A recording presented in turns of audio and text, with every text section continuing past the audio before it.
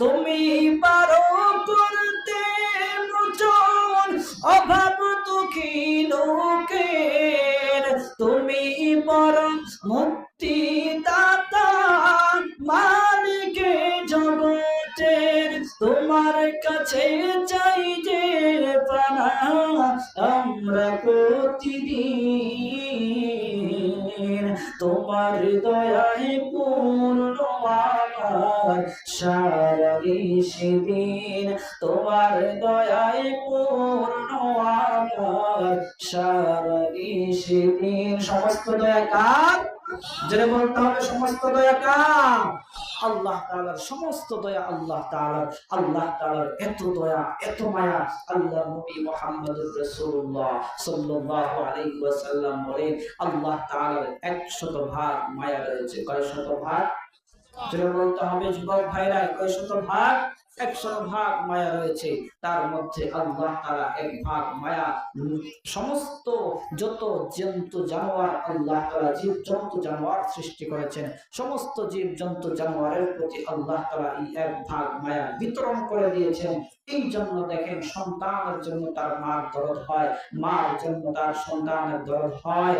আর একজন ভাই আরেকজন ভাইকে মহব্বত করে, আমাকে আপনারা মহব্বত করেছেন, এই সামান্যটুকু মায়া পেয়ে আমি আপনাদেরকে মহব্বত করতেছি, মহব্বত করেছি। এই সামান্য একটু মায়া পেয়ে একজন আরেকজনের জন্য জীবন দিয়ে দিতে প্রস্তুত আছে। এই সামান্য একটু মায়া পেয়ে, এই সামান্য একটু মায়া পেয়ে যদি একজন আরেকজনের জন্য জীবন দিতে পারে, আমার রবের আল্লাহ নবী বলেন আমার মালিকের আমার রবের 99 ভাগ মায়া নিজের জন্য আল্লাহ তাআলা রেখে দিয়েছেন। বলেন সুবহানাল্লাহ।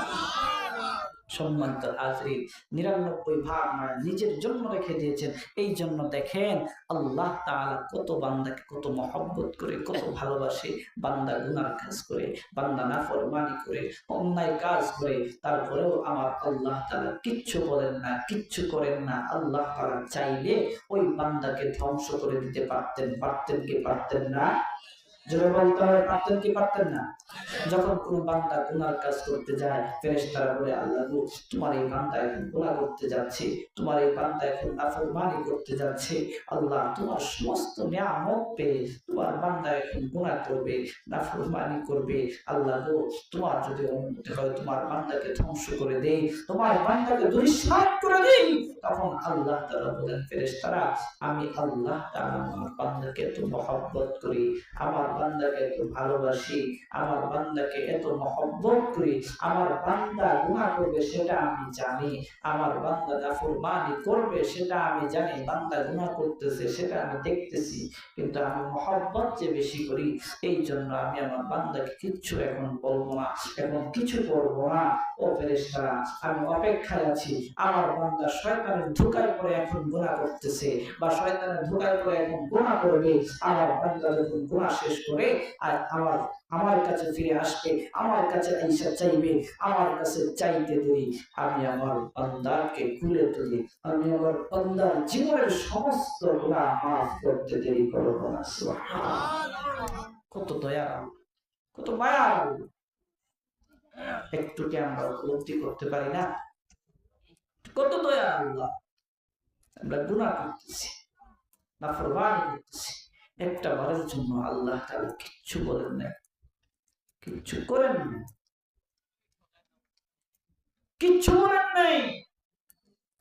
আল্লাহ অপেক্ষায় আছে বান্দা কখন আসবে, আল্লাহর কাছে চাইবে, আল্লাহ তার নামে সাড়া দিয়ে দেবে। সুবহানাল্লাহ।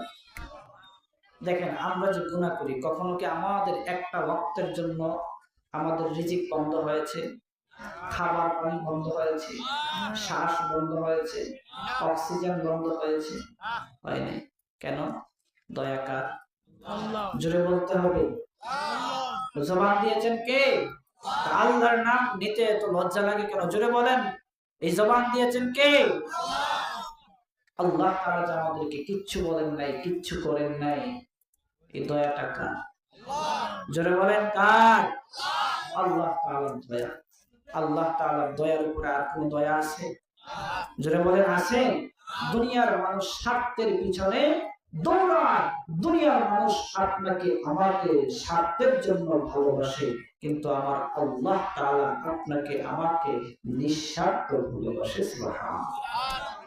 দুনিয়ার মানুষের কাছে আপনি আজকে একটা জিনিস চাইলে হয়তো আপনাকে সে দিয়ে দিতে পারে, কালকে একটা জিনিস চাইলে হয়তো খাতিরে দিয়ে দিতে পারে, 3 দিনের দিনে আপনাকে দিতে দ্বিধাবোধ করবে, 4 দিনের দিনে আপনাকে দেবে না, আপনাকে তাড়ায় দেবে। এইভাবে যখন আপনি চাবেন আপনাকে তাড়ায় দেবে। এমন আছে আপনার সাথে সম্পর্ক বিচ্ছিন্ন করতে পারে, কিন্তু আমার রব এমন মালিক, আমার আল্লাহ এমন মালিক, আমার আল্লাহ তাআলার কাছে যত বেশি চাইবেন আমার আল্লাহ তত বেশি আপনাকে দিয়ে দিবে। সুবহানাল্লাহ। দুনিয়ার মানুষের কাছে আপনি চাইতে দুনিয়ার মানুষের কাছে আপনি চাইলে দুনিয়ার মানুষ আপনার প্রতি নারাজ হয়, আপনার প্রতি অখুশি হয়, আপনার প্রতি কালো মুখ দেখায়। আর আমার রবের কাছে যদি আমি চাইতে পারি আমার আল্লাহ তাআলা তখন খুশি হয়ে যায়। সুবহানাল্লাহ। তখন ফেরেশতাদেরকে আল্লাহ তাআলা গর্ব করে বলে, ফেরেশতারা তোমরা না বলেছিলা আমার বান্দাকে আমি সৃষ্টি করব না, আমার বান্দা হানাহানি রাহাজানি কাটাকাটি করবে, এই যে দেখো আমি আমার বান্দাকে যে বানিয়েছি, বলছিলাম না আমি যা জানি তোমরা তা জানো না, এই যে দেখো আমার বান্দা আমার কাছে চাইতেছে, আমার বান্দা আমার কাছে চাচ্ছে। ও ফেরেশতারা সাক্ষী থাকো, আমি আমার বান্দা যে চাওয়া আছে আশা আছে সমস্ত চাওয়া পূরণ করে দিলাম। সুবহানাল্লাহ। দয়া কার? জোরে বলতে হবে কার দয়া? এই মালিকের গোলামি করার দরকার আছে না নেই? যে দুনিয়ার মালিক, দুনিয়ার মানুষ স্বার্থের পিছনে ছুটে, দুনিয়ার মানুষ স্বার্থের জন্য আপনাকে মহব্বত করে, কিন্তু আমার আল্লাহ স্বার্থ ছাড়া আপনাকে মহব্বত করে। এবার বলুন, দুনিয়ার নেতার কথায় চলবেন নাকি আমার মালিকের কথায় চলবেন? জুড়ে বলতে হবে কার কথায় চলবেন? আল্লাহর কথায়। পারবেন তো ইনশাআল্লাহ? দুনিয়ার মানুষ দেখেন না, দুনিয়ার নেতা খেতারা স্বার্থের জন্য আপনাদেরকে ডাকবে। দেখেন কেমন স্বার্থপর। দুনিয়ার যে নেতার পিছনে আপনি দৌড়ান, যার আদর্শ আপনি বুকে লালন করেন, আমরা অমুকের সৈনিক, আমরা তমুকের সৈনিক, আছে না নাই? আছে না নাই? অমুক নেতার চরিত্র ফুলের মতো পবিত্র। কেমন ফুলের মতো পবিত্র? পেশাব করে পানি লয় না? আছে না নাই? আছে না নাই?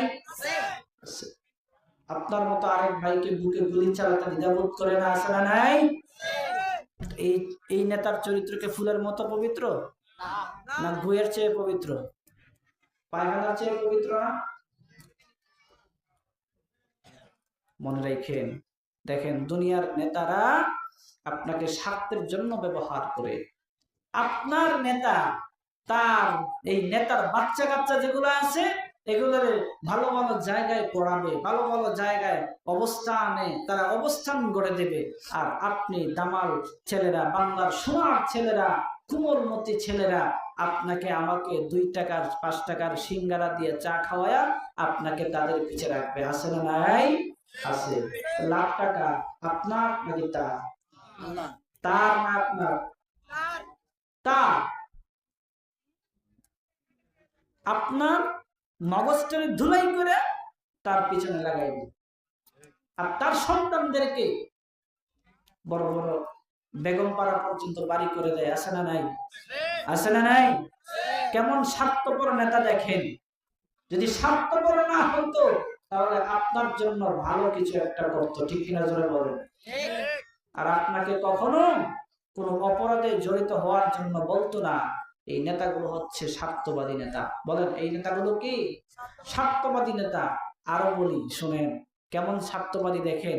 যখন নিজের জান নিয়ে টানাটানি লাগছে, যে নিজের জীবন বাঁচবে কি বাঁচবে না এমন অবস্থা, তখন আর এই যে পাতি নেতা আর যে গুন্ডা পান্ডা আছে এগুলার খবর নাই।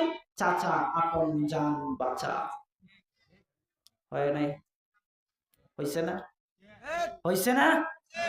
কি লাভ হলো? তিনি চলে গেলেন, কিন্তু কুমলমতি যে শিশুগুলো আছে, কুমলমতি যে বাচ্চাগুলো আছে, এই যে যুবক সোনার ছেলেরা আছে, ওদের হাতে ওদের হাতে পিস্তল ধরিয়ে দিয়ে তিনি উদাও, আর এইদিকে এই সমস্ত ছেলেরা কাটাকাটি হানাহানি গোলাগুলিতে লাগছে, আসলে নাই?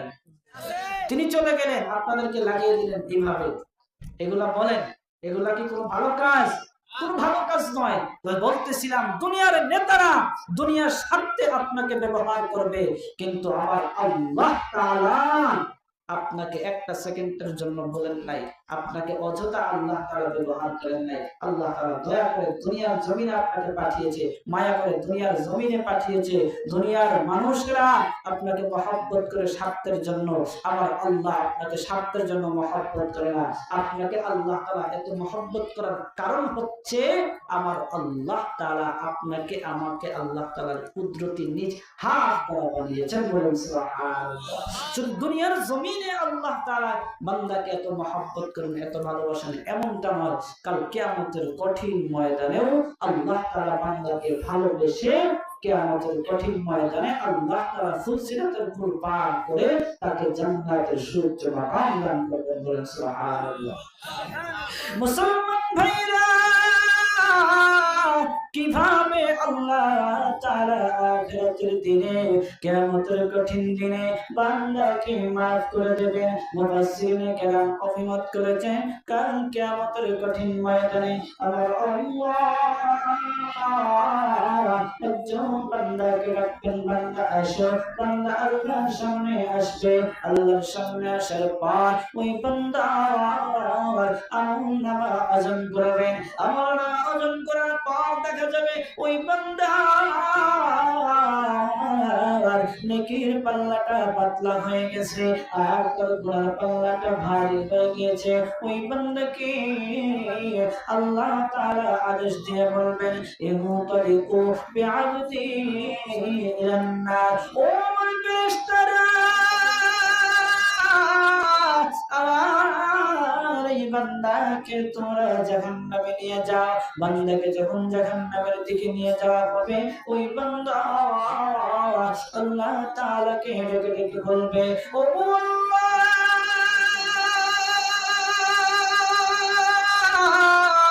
ওগো মালিক, তুমি তো একমাত্র মালিক, তুমি ছাড়া তো অন্য কেউ আমার নাই। ওগো আল্লাহ, তোমার তো দয়ার শেষ নাই, তোমার তো মায়ার শেষ নাই। আল্লাহ গো, তুমি তো একটা আয়াত নাযিল করেছিলে, বিসমিল্লাহির রহমানির রহিম। ওগো আল্লাহ, এই আয়াতের মধ্যে রহমান এবং রহিম শব্দ দুইটা আছে। ও এই শব্দ দুইটা, এই শব্দ দুইটার অর্থ তো একই। ওগো আল্লাহ, তুমি তো রহমান, তুমি তো রহিম। ওগো আল্লাহ, দুনিয়ার জমিনে তোমাকে তুমি আমাদেরকে যেভাবে মহব্বত করতে ভালোবাসতা, আখিরাতে যদি এইভাবে ভালো না বাসো, এইভাবে মহব্বত না করো, তাহলে তুমি কোন দিন ভালোবাসবা, কোন দিন মহব্বত করবা, কোন দিন তুমি এই মহব্বত কাজে লাগাইবা? রব্বুল আলামিনকে বান্দা এইরকম যখন বলবে, সাথে সাথে আমার আল্লাহ দয়ার সাগরে জোশ পয়দা হয়ে যাবে, উতলানি করতে থাকবে, ফেনা উঠতে থাকবে। তখন আমার আল্লাহ ফেরেশতাদেরকে ডাক দিয়া বলবেন, ও আমার ফেরেশতারা শুনো, আর দেরি করতে চাই না, চাই না, চাই না। আমার বান্দা যা বলেছে সত্য বলেছে। আমার ফেরেশতারা শুনো,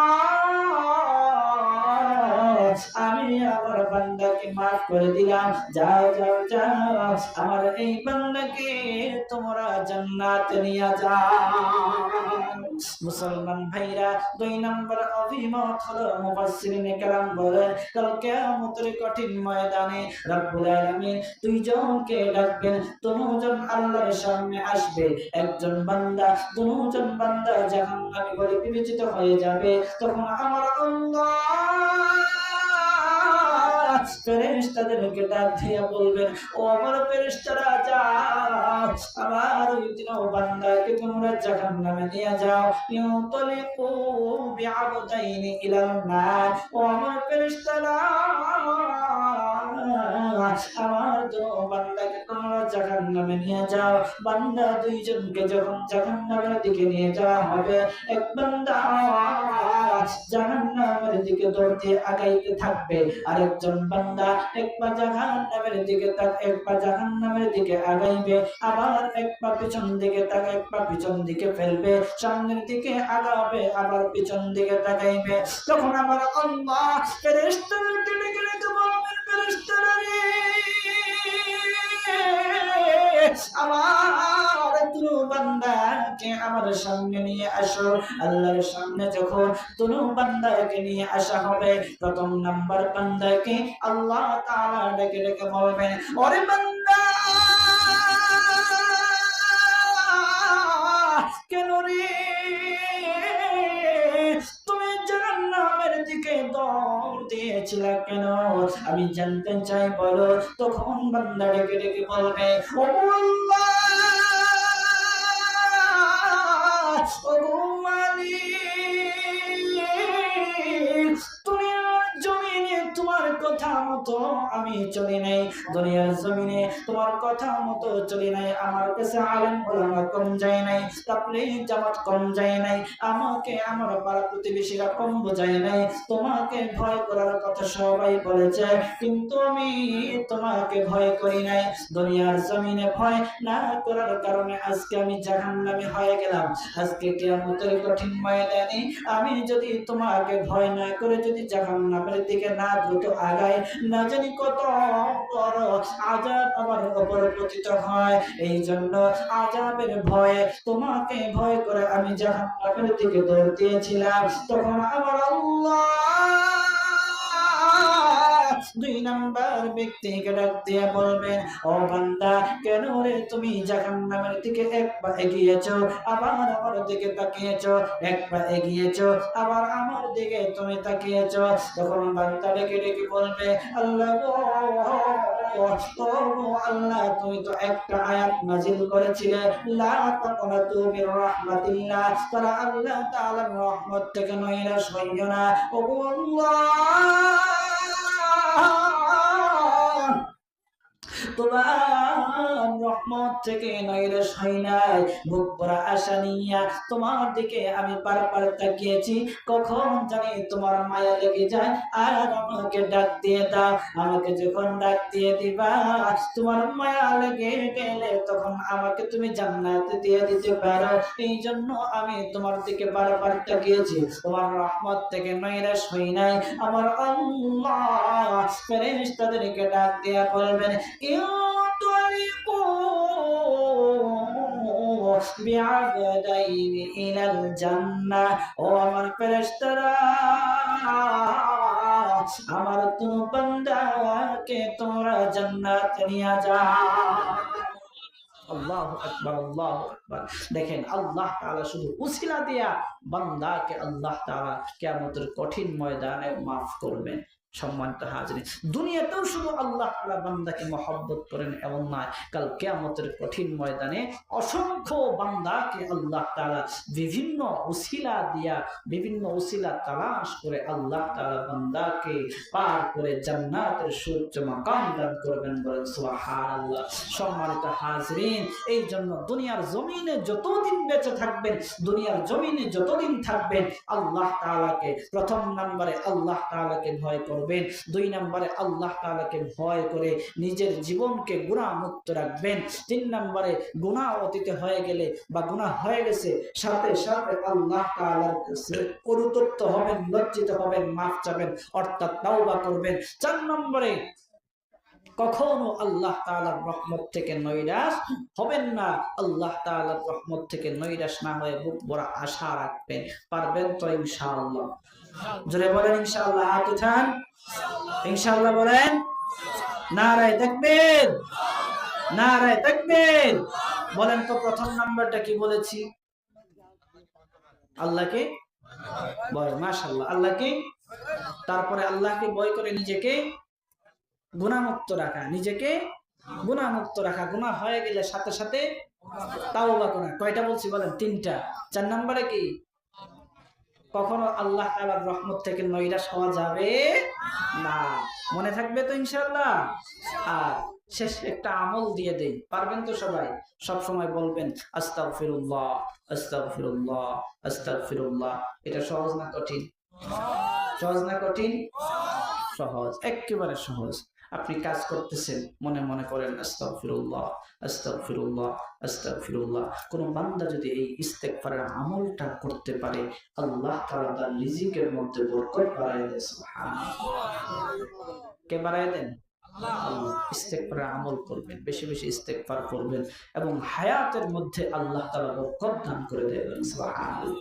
আর তার জবানটা এমন ভাবে আল্লাহ তাআলার কাছে গ্রহণযোগ্যতা অর্জন করে, ওই বান্দাটা এমন ভাবে আল্লাহ তাআলার কাছে গ্রহণযোগ্যতা পায়, অর্জন করে, যে ওই বান্দা ইস্তেগফার বেশি বেশি করার কারণে আল্লাহ তাআলার কাছে এমন পছন্দের হয়ে যায়, ওই ইস্তেগফারকারী বান্দা জবান দিয়ে যা চাইবে মহান রব সাথে সাথে তা দিয়ে দিবেন। আল্লাহু আকবার, আল্লাহু আকবার। এই জন্য বেশি বেশি ইস্তেগফার করবেন। কি পড়বেন? জোরে বলেন না। ইস্তেগফার করবেন, মনে মনে পড়বেন। কি দরকার আছে আরেকজনের গীবত করা? কি দরকার আছে আপনার আরেকজনের গীবত করা? চায়ের দোকানে বসে তো গীবত ছাড়া আর কিছু নাই, আছে? চায়ের দোকানে গীবত ছাড়া আর কিছু আছে? চায়ের দোকানে তো মনে হয় তাফসির শোনা হয়, তাই না? চায়ের দোকানদার তাফসির করেন আপনাদের? কোরআন আয়াত শোনায় না? হ্যাঁ, চায়ের দোকান, এক একটা দোকান মানে এই মহল্লা বা এলাকার সংসদ ভবন। কি কোন কাকা, ঠিক না? কাকা ঠিক আছে নি? এক একটা সংসদ ভবন। কিভাবে? চায়ের দোকানদার মাননীয় স্পিকার, আর যারা চা খায় এরা এক একজন এমপি মন্ত্রী। এলাকার যত কথাবার্তা আছে, এক একজনের হিস্টোরি, যত ধরনের বদনাম আছে, ওই চায়ের দোকানে বৈশা করা হয়। আছে না নাই? আছে না নাই? কি দরকার আছে আপনার? কি দরকার আছে? খাইয়া কোনো কাজ নাই, এই বদনাম করার কি দরকার আছে? আল্লাহ নবী বলেন, কোন বান্দা যদি অপর ভাইয়ের বদনাম করে, তাহলে যার বদনাম করছে তার যে নেকি আছে, তার যে গুনাহ আছে, সব গুনাহ এই বদনামকারীর উপর চাপিয়ে দেওয়া হয়, উপর চলে আসে। আর তার এই বদনামকারী ব্যক্তির যত নেক কাজ আছে, সমস্ত নেক কাজ এই যার বদনাম করছে তার আমল নামায় চলে। এই জন্য কারো বদনাম করে কোনো আমল নষ্ট করবেন না। হ্যাঁ, পারবেন না ইনশাআল্লাহ? জোরে বলেন ইনশাআল্লাহ। কারো বদনাম করবেন না, জিহ্বার হেফাজত করবেন। জিহ্বার হেফাজত করবেন, জিহ্বার হেফাজত করবেন তো আল্লাহ তাআলার কাছে দামি হয়ে যাবে। আপনি নামাজ পড়তেছেন, আপনার নামাজ কবুল হচ্ছে কিনা জানি না। আপনি রোজা রাখতেছেন, কবুল হচ্ছে কিনা জানি না। মহান রব ভালো জানেন, কারণ যেভাবে নামাজ পড়ার কথা আমরা সেভাবে নামাজ পড়তেছি না, তো কবুল হচ্ছে কিনা মহান রব ভালো জানেন। আর রোজা রাখতেছি, কি রোজা রাখতেছি কিন্তু কবুল হচ্ছে কিনা আমার আল্লাহ জানেন। হজ করতেছি, কবুল করতেছি কিনা আল্লাহ ভালো জানেন। কিন্তু যতটুকুই আমল করবেন, এগুলাই যদি নষ্ট করে ফেলেন গীবত করে, তাহলে তো আর কিছু থাকলো না, কিছুই তো আর রইল। এই জন্য জবানের হেফাজত যদি করেন, আল্লাহর রাসূল বলেন, কেউ যদি সে নিজের জবানকে হেফাজত করতে পারে, আমি নবী তার জন্য শাফায়াত করা ওয়াজিব হয়ে যায়। যে সারা জীবন নামাজ পড়লো না, রোজা রাখলো না, হজ করলো না, যাকাত দিল না, এটা মহান রব মাফ করলে করতে পারেন, মাফ করলে করতে পারেন। যার গীবত করছে, যার সম্মান নষ্ট করছে, ওই বান্দা যদি এই গীবতকারীকে মাফ না করে, তাহলে সে কখনো ছাড় পাওয়া আশা করা যায় না। এই জন্য খুব সাবধান, খুব সাবধান। এই জন্য জবানের হেফাজত করবেন, জবানের হেফাজত করবেন। আর বেশি বেশি করে দুরূদ পড়বেন, ইস্তেগফার করবেন, দুরূদ পড়বেন। সাল্লি আলা মুহাম্মদ, সাল্লি আলা মুহাম্মদ, অথবা আল্লাহুম্মা সাল্লি আলা মুহাম্মদ, আল্লাহুম্মা সাল্লি আলা মুহাম্মদ। পারবেন না? দুরূদ পড়বেন, আল্লাহুম্মা সাল্লি আলা মুহাম্মদ অথবা সাল্লাল্লাহু আলাইহি ওয়াসাল্লাম। বসে আছেন, মনে মনে পড়েন, মনে মনে পড়েন। আপনি যদি এই দুরূদের আমলটা ভালোভাবে আপনি ধরতে পারেন, আমলটা যদি ভালোভাবে আপনি আদায় করতে পারেন, তাহলে আপনি জীবদ্দশায় একবার হলেও নবীজির দিদার পেয়ে যেতে পারেন। আল্লাহর নবী বলেন, কেউ যদি আমাকে নিজে স্বপ্নে দেখে, এখন তো নবীজিকে স্বপ্নে ছাড়া দেখা সম্ভব নয়, যে কেউ যদি আমি নবীকে ইমানি অবস্থায় স্বপ্ন যোগে আমাকে দেখে, তখন ওই বান্দার জন্য জাহান্নামের আগুন হারাম হয়ে যায়। এই জন্য নবীকে দেখতে হলে বেশি বেশি নবীর প্রতি ভালোবাসা তৈরি করতে হবে। আর নবীর প্রতি ভালোবাসা তৈরি করার একটা মাধ্যম হচ্ছে বেশি বেশি নবীর প্রতি দুরূদ আদায় করা। বলেন কি করা? দুরূদ পড়া, বেশি বেশি দুরূদ পড়া। মানুষ নামাজ পড়ে, আল্লাহ নামাজ পড়ে না। মানুষ রোজা রাখে, আল্লাহ রোজা রাখে না। হজ করে মানুষ, আল্লাহ হজ করে না। কিন্তু একটা আমলের সাথে আল্লাহ তাআলা স্বয়ং সম্পৃক্ত, স্বয়ং আল্লাহ তাআলা জড়িত, সেটা হচ্ছে দুরূদ। আল্লাহ তাআলা দুরূদ পড়ে, ফেরেশতারাও দুরূদ পড়ে, এবং মানুষও আল্লাহর হাবিবের প্রতি দুরূদ পড়ে। বলেন সুবহানাল্লাহ। কোন বান্দা যদি বলে সাল্লাল্লাহু আলাইহি ওয়াসাল্লাম, সাথে সাথে ওই বান্দার সাথে আমার আল্লাহ বলেন সাল্লাল্লাহু আলাইহি ওয়াসাল্লাম। সুবহানাল্লাহ। ইন্নাল্লাহা ওয়া মালাইকাতাহু ইউসাল্লুনা আলান নবী ইয়া আইয়ুহাল্লাযীনা আমানু সাল্লু আলাইহি ওয়া সাল্লিমু তাসলিমা। এইজন্য দুনিয়ার জমিনে যতদিন বেঁচে থাকবেন দুরূদ পড়বেন ইনশাআল্লাহ। দেখি তো কোন আল্লাহর বান্দা, কোন রাসূলের আশিক আছেন, দুনিয়ার জমিনে যতদিন থাকবেন কমপক্ষে হলেও 10 থেকে 11 বার দুরূদ পড়বেন। দেখি কে আছেন।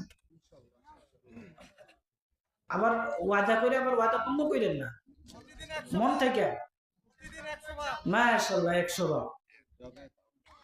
বিশেষ করে যাদের ঘুম হয় না, যাদের টেনশন, বিভিন্ন টেনশন থাকে, তারা বেশি বেশি করে দুরূদ পাঠ করবেন।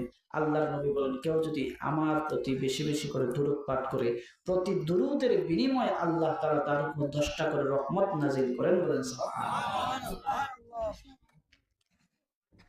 পারবেন না ইনশাআল্লাহ। মসজিদে গেলে মানুষ দেখেন, শুক্রবারে যখন মুসল্লিরা যায় মসজিদে, মানুষ কি করে? ঝিমায় না? আপনাদের দিনাজপুরের ভাষায় কি কয়? হ্যাঁ, ঝিমানি কয়। আমাদের সিলেটি ভাষায় কি কয় কইতাম নি? সিলেটি ভাষায় কি কয় বলবো? আমাদের সিলেটি ভাষায় বলে উঙ্গানি। কি গানি? উঙ্গানি। সিলেটি ভাষায় উঙ্গানি বলে। কেউ যদি পাশে বসে এই মানে উঙ্গায়, অর্থাৎ মানে ঝিমায় বা বলেন ঘুমায়, তখন আরেকটা পাশ থেকে বলে, এই বেটা তো উঙ্গাস করি, বেটা উঠ, জলদি উঠ, আর উঙ্গাইস না। বুঝছেন? তো আমাদের সিলেটের আঞ্চলিক ভাষায় বলে উঙ্গানি। হ্যাঁ, আসাম আমাদের সিলেটের পার্শ্ববর্তী, একেবারে যাওয়া যায় আসে। তো আসামে অসংখ্য সিলেটিরা আছে। সম্মানিত হাজরিন, তো বলতেছিলাম, মানুষ মসজিদে গেলে তার তন্দ্রা আসে। কেন আসে? মসজিদ রহমতের জায়গা। মসজিদ কিসের জায়গা? কথা বলেন না রে। মসজিদ কিসের জায়গা? রহমতের জায়গা। রহমতের জায়গায় যখন কোনো বান্দা যায়, তখন তার উপর রহমত নাজিল হইতে থাকে। তো রহমত যার উপর নাজিল হয়, তখন তার একটা অন্তরের মধ্যে প্রশান্তি অনুভব হয়। তখন তার দুনিয়ার কোনো টেনশন থাকে না, তার ঝিমানি মানে তন্দ্রা চলে আসে, ঘুম চলে আসে। ঠিক তদ্রুপ ভাবে কোনো আল্লাহর বান্দা যদি সব সময় রাসূলের প্রতি দুরূদ পড়তে থাকে সাল্লাল্লাহু আলাইহি ওয়াসাল্লাম, অথবা আল্লাহুম্মা সাল্লি আলা মুহাম্মদ, আল্লাহুম্মা সাল্লি আলা মুহাম্মদ যতবার বলবে, ততবারের বিনিময়ে আল্লাহর নবী বলেন, মান সাল্লা আলাইয়া ওয়াহিদাতান সাল্লাল্লাহু আলাইহি আশরা। আল্লাহর কোন বান্দা, আমার কোন উম্মত যদি আমার প্রতি একবার দুরূদ পাঠ করে, মহান আল্লাহ তাআলা সাথে সাথে ওই বান্দার উপর 10টা রহমত নাযিল করে। সুবহানাল্লাহ। কেউ যদি 10 বার পড়ে, সাথে সাথে 10 10 কত? 100 রহমত তার উপর নাযিল হয়ে যায়। বলেন সুবহানাল্লাহ। এইজন্য যাদের টেনশন, বিভিন্ন ধরনের পেরেশানি আছে, টেনশন আছে, ঘুম আসে না, আপনি এই আমলটা পরীক্ষামূলক একবার করে দেখেন। আপনি পড়তে থাকেন সাল্লাল্লাহু আলাইহি ওয়াসাল্লাম, ঘুমান, আপনি বালিশের সাথে মাথা লাগাই দিয়েছেন, টেনশনে ঘুম আসতেছে না, এইদিকে যান ওইদিকে যান, এইভাবে করতেই থাকেন, ঘুম আসে না, আপনি মনে মনে পড়তে থাকেন সাল্লাল্লাহু আলাইহি ওয়াসাল্লাম, সাল্লাল্লাহু আলাইহি ওয়াসাল্লাম। মহান আল্লাহ তাআলা আপনার উপর রহমত নাজিল করতে থাকবে। আপনার অন্তরের মধ্যে প্রশান্ত, আল্লাহ প্রশান্তি দিয়ে দিবে। আপনার কখন যে ঘুম চলে আসবে আপনি নিজেও টের পাবেন না। সুবহানাল্লাহ। এবার বুঝেন দুরূদের কত ফজিলত। কেউ যদি বেশি বেশি করে দুরূদ পাঠ করে, আল্লাহর নবী বলেন তার জন্য শাফায়াত করা আমার জন্য ওয়াজিব হয়ে যায়। এবং কাল কিয়ামতের কঠিন ময়দানে যে বেশি দুরূদ পড়বে সে নবীর পাশাপাশি থাকবে। আর আসতে কোন নবীর পাশাপাশি কোন উম্মত যদি থাকে তার কোনো টেনশন আছে, চিন্তা আছে? নেই। এই জন্য আমার ভাইরা, আমার বাবারা, যতদিন দুনিয়ার জমিনে থাকবেন আপনি যে কোনো ব্যবসা করেন, আপনি বসে বসে মনে মনে পড়তে থাকেন সাল্লাল্লাহু আলাইহি ওয়াসাল্লাম। আল্লাহ তাআলা এই পড়ার কারণে আপনার ব্যবসার মধ্যেও বরকত দিয়ে দিবে। সুবহানাল্লাহ। পারবেন না ইনশাআল্লাহ? এবার আসুন, নবীর কোন আশিক আছেন?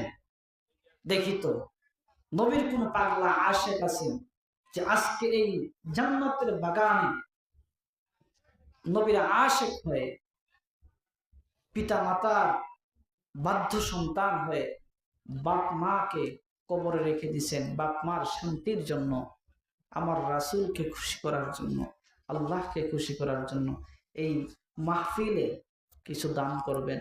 1000, 5000, যার যত মন চায়। আছেন কেউ?